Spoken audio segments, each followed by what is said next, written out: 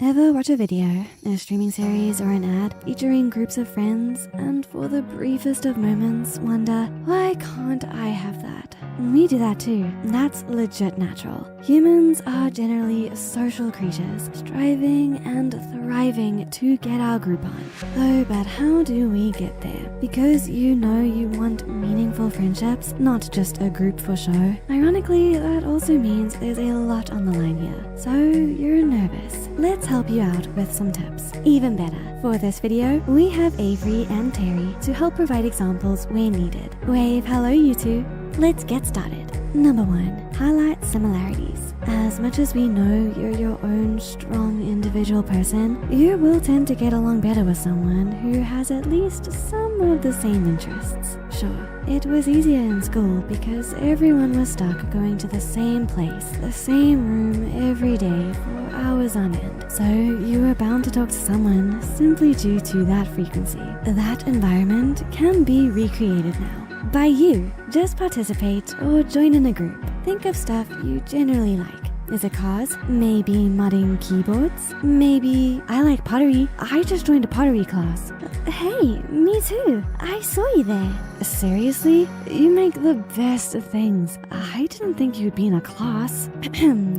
Well, thanks, you two. And it looks like they're off talking about pottery. I see beautiful friendship in the making. A group could be physical, or even an online discussion thread. When you have something to talk about, that first big step has been taken. Number 2, start simple and open. Let's say you've initiated conversation, but then it suddenly gets awkwardly quiet. Does this sound unfortunately familiar? Not to worry. Many of us tend to get ahead of ourselves and we end up asking too much too soon. We also tend to ask questions that can be answered yes or no. So start simple and ask questions that start with things like how or what.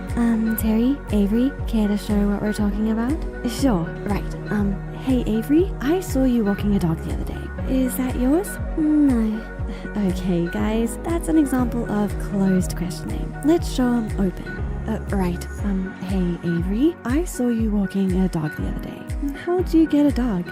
Oh, a big golden colored dog? Yeah, no, that's not mine. It's my neighbor's. I walk their dog on occasion. I mean, I love dogs, but, you know, expensive. Oh, I get that. That dog looks so happy and friendly. Reminds me of the time I had a job at a pet shop.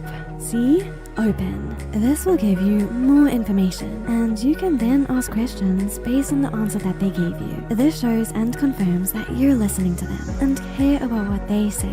After all that, you share something related about yourself. Think of it as a trust move. They've trusted you with some info, and you're now trusting them. And all good relationships are based on trust. Number 3, joke around. Good, non-aggressive humor is a great way to bond with others. It helps to break the ice and ease awkward silence moments. It lightens the atmosphere, which makes others comfortable. Having a good sense of humor associates you with good times and confidence. So people may choose to speak and open up to you because they know it's not going to be swamped by a downer or a lecture. Number 4, share a meal. Don't try to start a friendship when you're hangry. Food is good for the soul and it's good for making friends. You're in a place of comfort and good cheer when eating a meal. Sharing that space with someone means you now have more than one person in that same happy space, and conversation will naturally flow. Number 5, compliment them. Don't go overboard though, because then it might feel creepy or fake. Just be genuine and let someone know when they've got something good going on. It can be something simple like hair color, or a compliment on a skill they've likely been working on. Avery, Terry, you're up. Hi, I just wanted to let you know I think your Mandalorian armor is amazing. Thanks, I made it. You made that? You have got to be crazy talented. Now the person associates you with feeling good, and the compliment has also acted like an invite to talk to you. Other people get nervous too, and a compliment is a great way to allay fears that they'll be snubbed. Number 6, seek help. No. don't do this through gathering minions or acting incompetent. In this kind of help, we mean being open to asking for someone for assistance or advice in something you're truly and genuinely interested in. So it's not like you're making them your lackey. You're complimenting them by acknowledging their expertise in an area. If you're inquiring because you're curious, you're acknowledging that what they're good at is a desirable thing. Generally, it allows them to perform small acts of kindness, which can lead to increased closeness and a connection. They feel valued and helpful, and people like to know that they matter. The key to this, though, is that the interest must be genuine, because pretend or polite curiosity feels fake and makes it seem like you're either being condescending or have an unsavory ulterior motive. Number 7. Your friends have friends too. This is where you're using the fact that the odds are in your favor. See if you can be friends with your friends' friends. Chances seem good. After all, you have lots of common interests with your current friend. Chances can be good that their friend has some overlapping interests too. Plus, you trust your friend, and thus there's a better chance that their friend is safe. By being your friend's friend, they've been vetted. There's a far lower chance of unpleasant surprises, and you already have something in common, the mutual friend. Number 8, spend time. Like anything new, a bond needs to be nurtured. So, when you click with someone, that's the critical time to cement the bond. Of course, your older friendships do need care too, but the bond there is already pretty solid and can survive longer periods of downtime than a new friendship.